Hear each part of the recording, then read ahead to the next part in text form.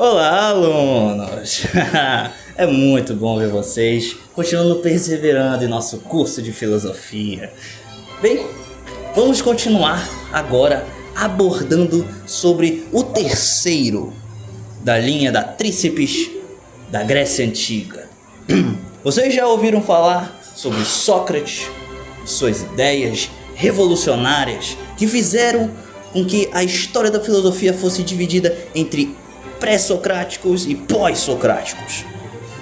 E agora vocês vão conhecer Aristóteles, o discípulo de Platão, que era o discípulo de Sócrates. Vocês já têm a base central do que é a filosofia grega: conhecer a verdade e ir em busca dela a partir da razão. E Aristóteles não é uma linha tão difícil assim. Então, mas por que estudar o Aristóteles? Bem, eu vou te dizer, Aristóteles foi a base central de todo o conhecimento filosófico científico do Ocidente. E foram suas ideias, as suas obras que fundaram todo esse conhecimento até por meados do século XVIII com a Revolução Científica. Mas, antes dela, tudo era de suma importância ter conhecimento das obras de Aristóteles. Que obras são essas? Bem, com certeza são muitas. Ele tinha bastante tempo livre, já que sua vida era dedicada completamente ao conhecimento. Podemos citar entre elas as que vamos abordar na aula de hoje e algumas outras. Mas as que vamos abordar nas aulas de hoje serão as bases principais do que o Aristóteles acreditava quanto ao universo à nossa volta e o ser humano em si.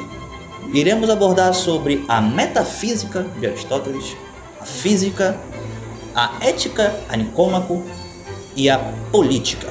Essas 4 obras que são divididas em muitas outras partes, tipo Física 1, Física 2, etc. Vamos fazer um arranjo geral, um apanhado de tudo, para fazer uma síntese boa para vocês estudarem bem. Então, muito bem. Vamos, obviamente, partir do início. História de Aristóteles, sua vida. Bem, vocês sabem que ele foi um filósofo ateniense, mas ele não era ateniense.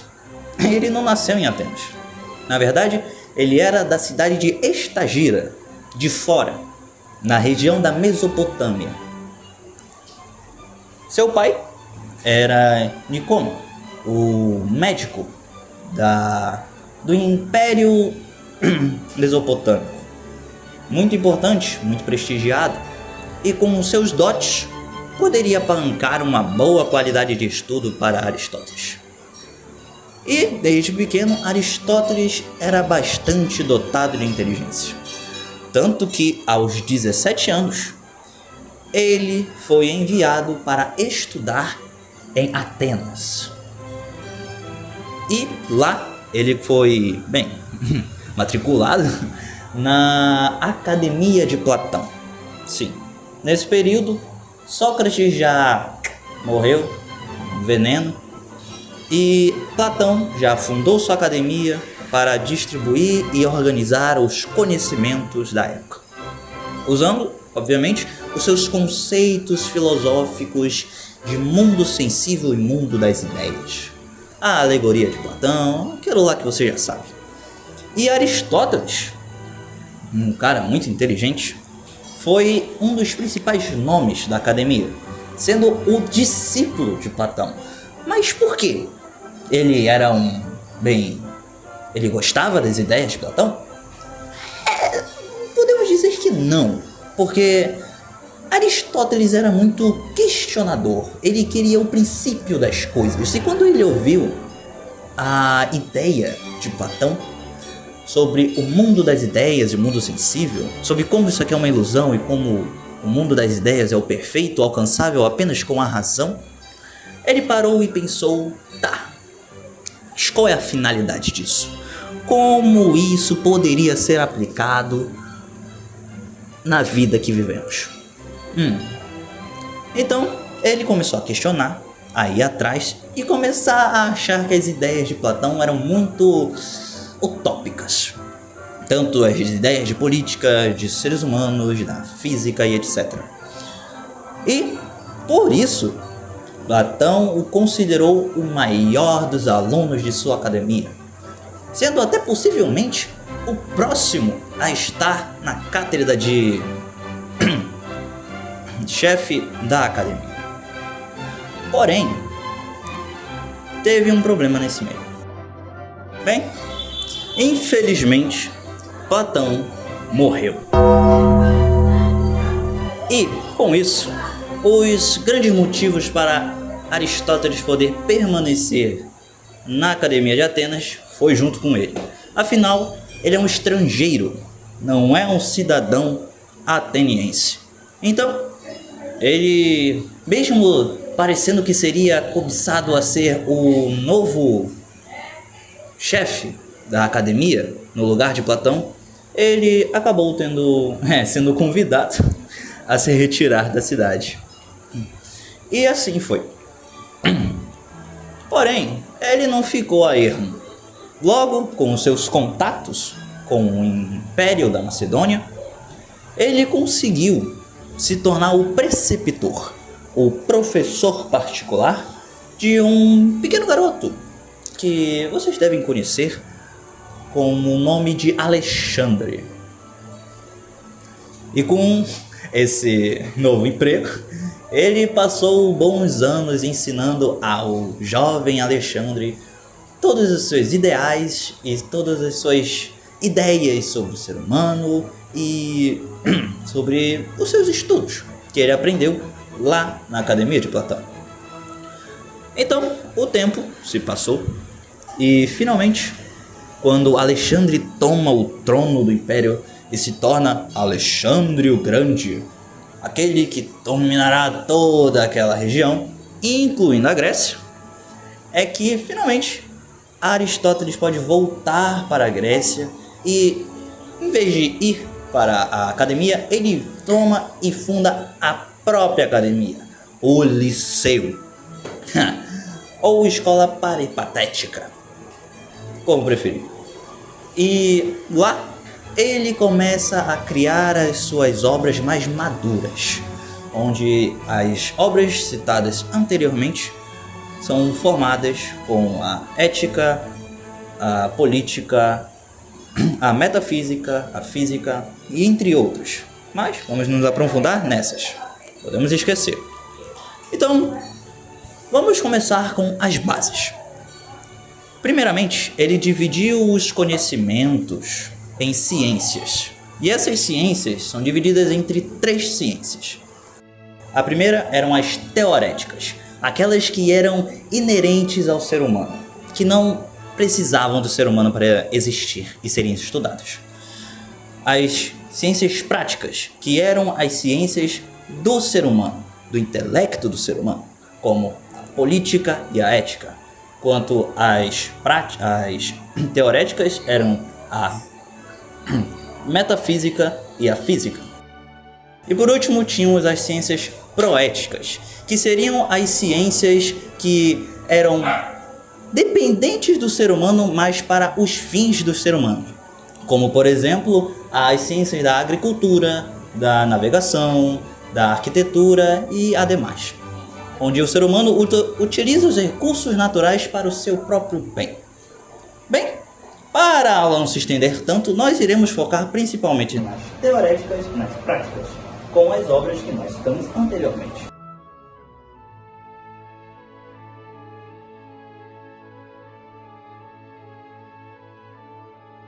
Então, vamos começar do início. Teorética.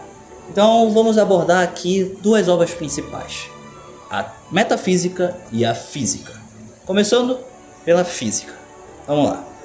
A física de Aristóteles é o estudo do ser enquanto ser.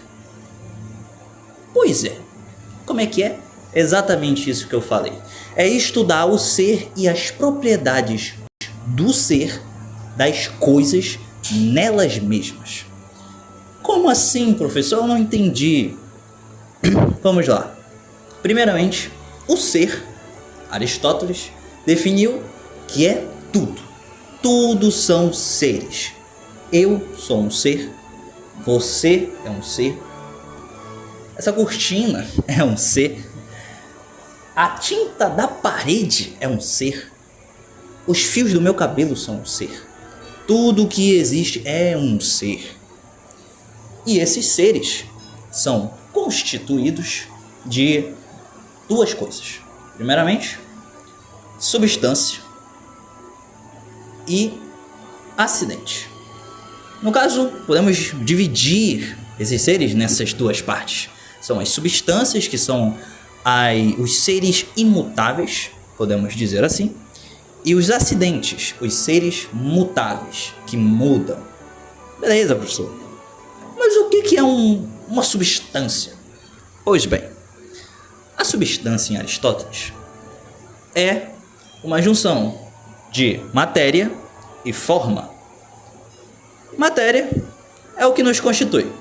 Eu, por exemplo, sou feito de carne, de ossos, de cabelos e tudo mais. E essas coisas são feitas de outras coisas. Essa é a matéria que existe no nosso ambiente, sentida pelos nossos sentidos, como Aristóteles gostava. E a nossa forma é aquilo que dentro de nós faz que nós tomamos a forma que temos. Porque se eu não tivesse uma forma, eu seria um amontoado de carne e ossos. Realmente. A mesma coisa vale para uma pedra, por exemplo. A pedra, o material dela é mármore, por exemplo. Mas a forma dela, aquilo que há dentro do ser dela, é o formato quadrado de uma pedra, por exemplo. Uma pedra de construção. O formato dela, a forma dela é esse quadrado. Pois bem, tá legal, professor. Mas e como isso se define como substância e o acidente? Pois bem, o acidente é todo ser que é mutável. Diferente da substância, que é formada por matéria e por forma, o acidente é o ser que apenas se transforma. Por exemplo, eu tenho a minha substância, que sou eu, professor Viriato. E essa é a minha substância, formada pela minha matéria e a minha forma. A substância é o indivíduo em si, não é o geral, não é o conceito de professor ou de ser humano. Não, isso é a forma. É a minha alma que comanda a minha substância. Já o acidente é aquelas coisas que são diferentes para cada um. Existem pessoas que são altas, são magras, são baixas, são altas, são gordas, têm peles de tom diferentes, etc. Esses são os acidentes. Assim como tem gatos que têm cores diferentes, tamanhos diferentes, esses são os acidentes. Eles são mutáveis. As substâncias, que é o gato, o humano, não mudam. Ok? Beleza. Ah, mas professor, se fosse assim, por que as coisas mudam? Muito bem. Se as coisas que eu acabei de definir são tudo que existe, as mudanças são consideradas por Aristóteles de duas formas. O primeiro é a potência. O segundo é o ato. A potência do ser é tudo aquilo que ele pode vir a ser. Por exemplo, uma semente. Sementinha de laranjeira. Ela tem a potência de ser uma grande árvore. Ou de não ser nada. Ou de ser comida por um passarinho. As potências são infinitas. Mas o que define o ato é o que ela se tornou. Se ela se tornou uma árvore, se ela foi comida por um passarinho ou se não fez nada. Esse é o ato dela. O ato é trazer as possibilidades para a realidade. E com os seus sentidos, sentir e observar esse ato, para poder analisá-lo e compreendê-lo com sua razão. Tudo bem, professor. Mas agora você me definiu o que é uma coisa, um ser, como ele muda, mas como eu vou compreendê-lo agora? Bem, para definir isso, para você conseguir compreender qualquer coisa que existe no mundo, Aristóteles também fez esse trabalho.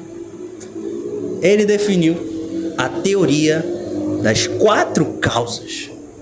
Pois é, sendo a primeira a causa material, a causa formal, a causa eficiente e a causa final.